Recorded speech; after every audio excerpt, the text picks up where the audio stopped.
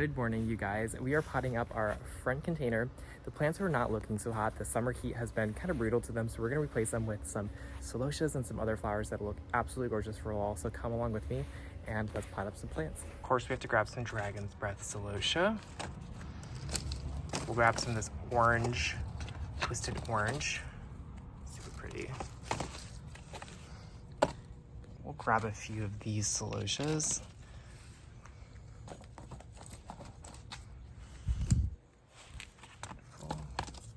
Grab some Alternatheras.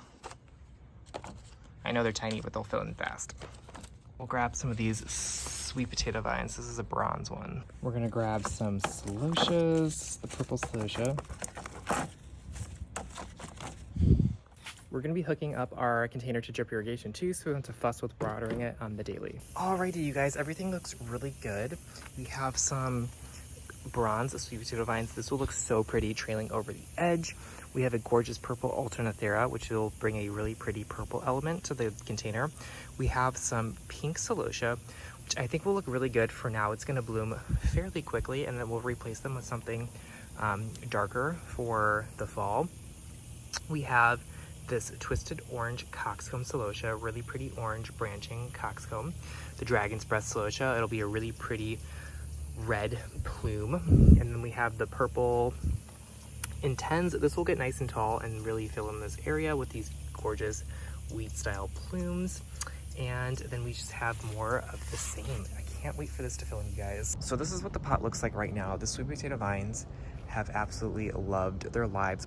We're gonna give this a trim, and then we're gonna tuck in some more seasonal plants on around the side. I don't know what we're gonna use yet, but we have some of these Calibrachoa, we have a sweet potato vine, and I think I might use some peppers, but we'll see how it looks. Oh, and we have some marigolds as well. Some peppers. So we grabbed the peppers. These are an orange, a really dwarf orange. Like, this is as tall as they get pepper. And I think I might use a couple of these. These are some marigolds. There's no blooms on them right now, but it is a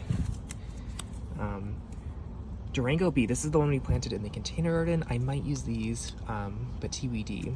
I might have to grab some more of these Calibrachoas and sweet potato vines. I'm gonna be honest, I just grab whatever plants I have available that kind of fit the color palette, and then I just pick and choose what plants I like for the container, what fits the container well, and then just put back the rest. I always have plants to use. Definitely have to grab some of these. These are the brainiac red coxcombs.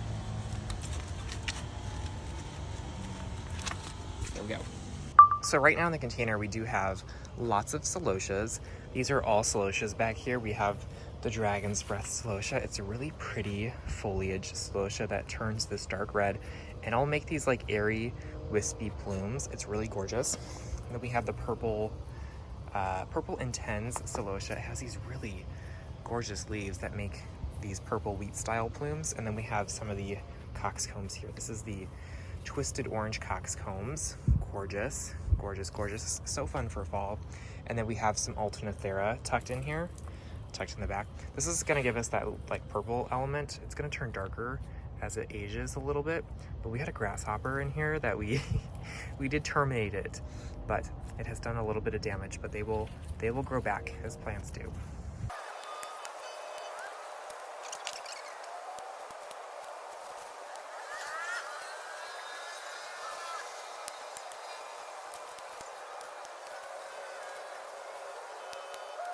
Trimmed back the sweet potato vine a little bit on the bottom, but we trimmed it up in here. We took out some old celosias, like this one. These just aren't looking too hot, and they're kind of getting buried in here. So we're taking those out, and then we're going to be tucking in our new color, and then the sweet potato vines will grow back really fast. So we want to give it a nice hack back so that the new plants have a nice time to get a nice period to get established without the interference of the sweet potato vines.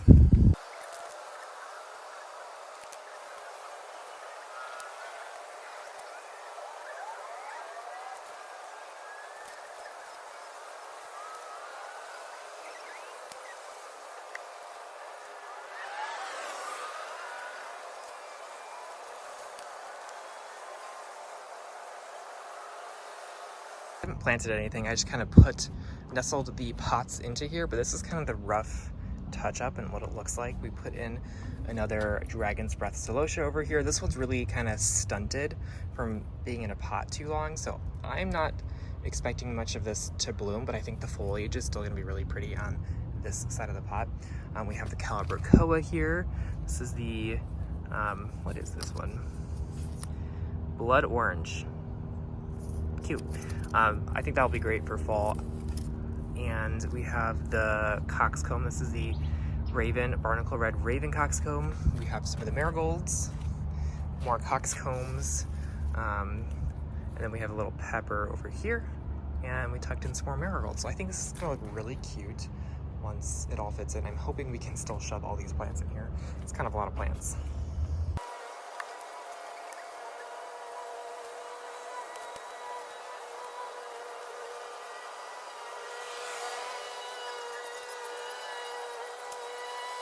All done touching up the plants, the planter.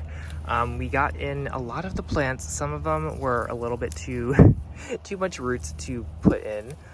This one's a little wobbly. I hope that it is okay. I kind of disrupt a lot of the roots when I do this, but I've never really had issues with plants dying because of that, because they have so many roots going downwards. But it looks a little disheveled right now, but that's okay. These plants will fill in quite a bit. We got the Cockscomb, we got peppers, we got the Calibrachoa. Just give it a little bit of time and it will fill in beautifully and make a really gorgeous fall container. So we're gonna give it a little bit of time to fill in. It'll take probably a good 2 weeks, and then it'll look absolutely gorgeous. Fall is one of my favorite times to have beautiful flowers, and I feel like sometimes it just gets skipped over, especially here in warm climates like Arizona. So I am so excited to show you guys, and I'll see you in the next video.